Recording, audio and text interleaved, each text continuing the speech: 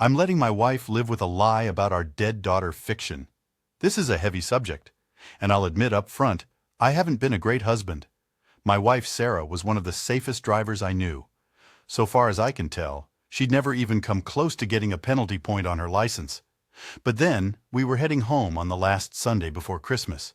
I know it was a Sunday because her parents dragged us to a nativity play at their church. Our 6-year-old daughter Tanya was in the back. We were driving down a windy, icy stretch of road, taking things extra slow and extra carefully because we knew how dangerous that area is. Every year since I can remember, there's been memorial flowers around a tree or a lamppost somebody skidded into. Never thought it'd be me leaving some behind one day. I told everyone all I remember is screaming, "Oh shit!" Then it felt like getting thrown about inside a washing machine. The car stopped in a ditch at an angle, so I needed to climb up through the driver's side window. I think looking in the back is what sent me into shock more than the impact of the crash.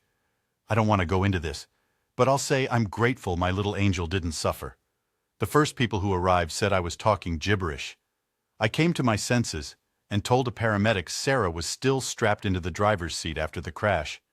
I said I'd unhooked her belt but couldn't lift her through the window because she was unconscious, so I lowered her into the passenger's side against the door. She'd cracked a dozen bones and split her head open really bad.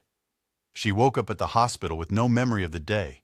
The doctors asked if I wanted to tell her about Tanya. I told them no. I'm not proud of that, but I felt sick just thinking about repeating the story. Afterward, I went in and sat by her bed and held her bandaged hand. She didn't really speak or show any emotion, but I don't blame her. She was on a heap of painkillers, plus in shock. When we finally got home, Sarah went days without showering or eating a proper meal. We received constant visits from family and friends, and they tried to help. But the problem is, they'd shoehorn in that nobody was to blame for what happened. So awkwardly, it was painfully obvious they did think somebody was very much to blame. Sarah's mom is a deeply religious lady, and you could tell she especially was holding back. I've got to say, I'd never have been able to face our loved ones knowing they blamed me for our daughter's death. Things got so bad, Sarah started smoking and drinking. She kept snapping at me over tiny things, like cleaning too loud, and accused me of wanting to leave her if I said I needed to pick up milk or go for a walk. Things kept building for a while, and I didn't know how they'd end, only that it had turned real ugly real fast. And I was right. Last night I thought Sarah had passed out drunk in the armchair. I threw a blanket around her and started cleaning away the empty bottles around her feet. Then, I looked up and saw her puffy eyes were wide open and jumped. She grabbed me by the wrist, leaned forward, looked me straight in the eye and said, "Tell me what you remember about the accident. I want to know everything." I repeated what I told the paramedics. We hit the ice, then it was over in a flash.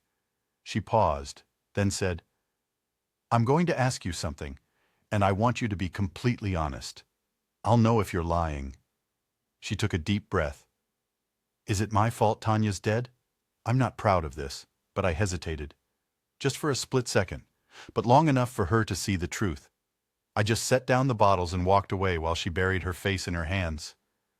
What Sarah really wanted was for me to do was lie and say no, and that it was just a freak accident nobody could possibly be blamed for. But the truth is, I couldn't bring myself to do that, because I'm terrified if I go into too much detail, it might jog her memory. And then she'll remember it was me driving that day.